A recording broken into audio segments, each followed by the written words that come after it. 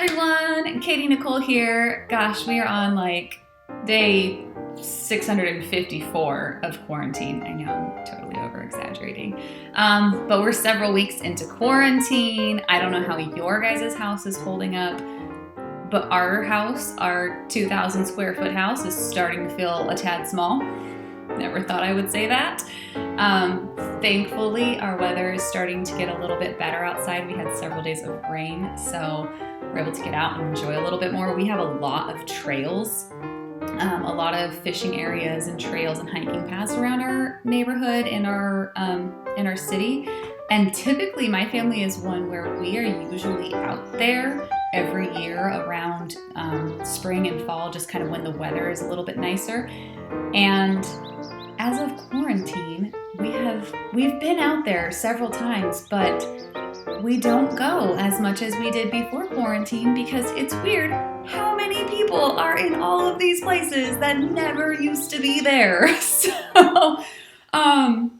it's cool. It's really nice to see that there's so many families that are out enjoying nature right now, something that my family loves. But it is kind of tough because we're like, man, all of those cool spots where we used to be able to go and hike up for 3 miles and not see anybody. Now we're passing 30 or 40 people at a time and we can't be within 6 feet of them. So we're like, excuse me. Yes, you have a nice day too. But really, so I hope y'all are having, staying healthy, staying home.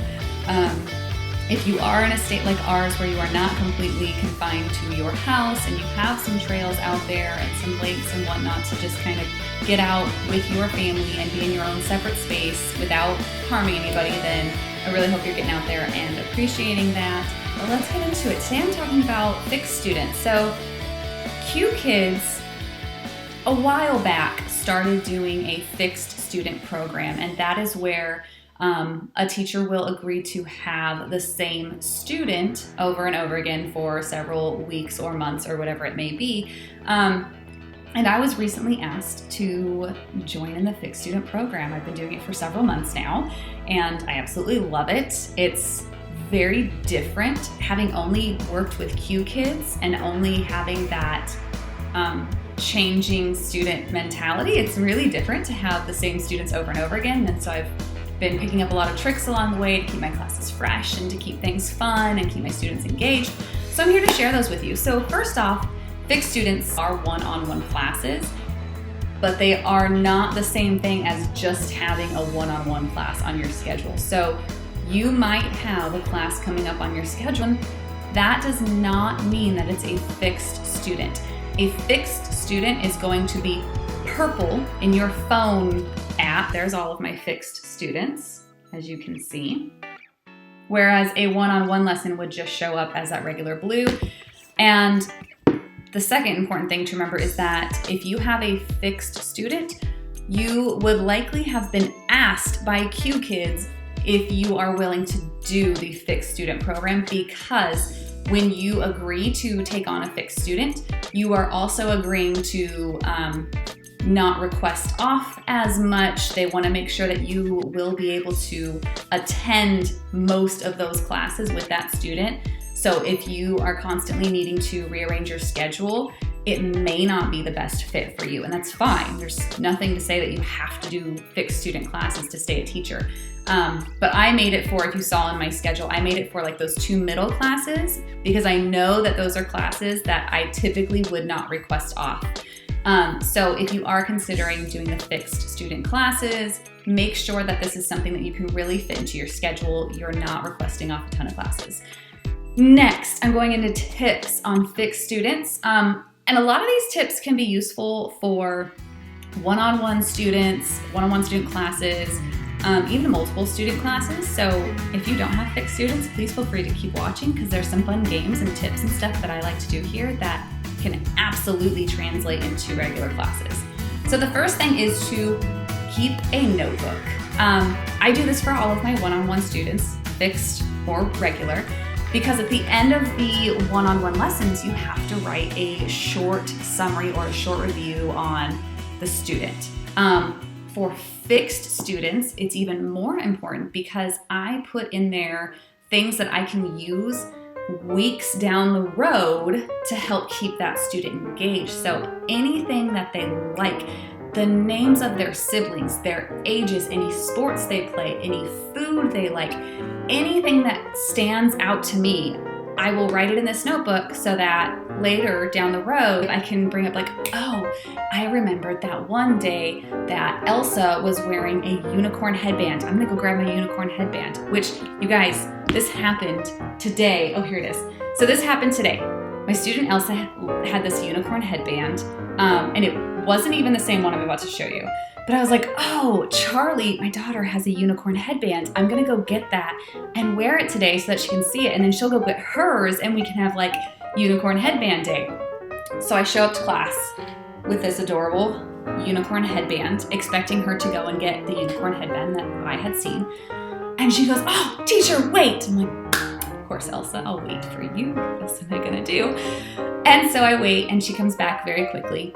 And she puts on this exact same headband. And I was like, wow, I mean, what a small world, right? Like, what a small world. And so the mom came on, she's like, oh, where did you get yours? And I'm like, well, it's my daughter's. She got it at a birthday party.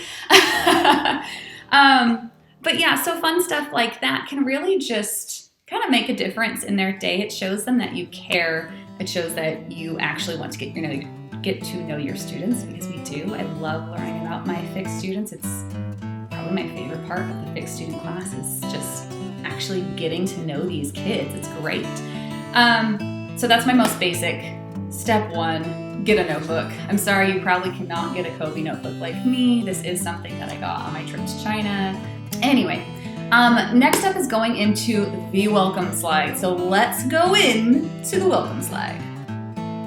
Okay, so this is the welcome slide that I'm talking about, and yes, it looks like total chaos right now. So I have one fixed student who typically shows up a little bit late. He'll usually show up with like a minute to spare before class, or sometimes a couple minutes into class. And so something that I've done with him, he is a level 1 student, and he's still kind of learning prepositions and basic terms and things like that. And so this is a really fun game. I have completely bombarded my screen with all of the stickers. I've used as many stickers as I could without it saying no more stickers. Watch, ready? Stickers. No more stickers. And I'll ask him, okay, Roy, where is Spider-Man? And he has to tell me where he sees Spider-Man. So for this one, he would say Spider-Man is behind the fish, or Spider-Man is in front of the Christmas tree. Spider-Man is next to the trophy, or by the trophy. So he would have to use those prepositional phrases to tell me where something is. And that it's fun because this is like kind of a crazy screen, so it's a little bit silly and it can get him laughing and relaxed. But it's also practicing some of those terms that he's learning, those vocabulary. All right, so there's the welcome slide and some other fun things we can do with our students in that welcome slide. Hope you enjoyed that, by the way. One final thing I'm going to give a tip for. Again, this can work for your fixed students or just your regular one-on-one students or groups when there's been like extra time. And I usually keep one handy, and for some reason doing this video today I did not. But that tip is to read a story. Read a children's story. Read a children's book. Find a cute short book and read a segment of it, or read the whole thing. There's like the Dr. Seuss, one of the like rainforest books that I've read to my students when we've had like animal lessons. There's Very Hungry Caterpillar, which of course, you know me, I love Very Hungry Caterpillar, which is great for the intro students, and the insect lessons, which I did that for the insect lessons. So something just as simple as reading a book, like, hey, we're gonna have story time today. Do you wanna hear a story? Yeah, of course, who doesn't wanna hear a story? So those are just some tips, some fun things to do for your students. If you've got fixed students, awesome. If you have some other fun things that you do with your fixed students, please post them in the comments down below for all of us to share ideas. It is great to be sharing these things and keep things fresh for our kids, and just some fun new things that we can bring to the classroom. So I hope y'all enjoyed. If you have any questions, please reach out to me at Qkids.Katie on Instagram. Comment below, subscribe to the channel. Seriously, subscribe. Yep, that's my dance. I do that every time. Thank you for watching and happy teaching.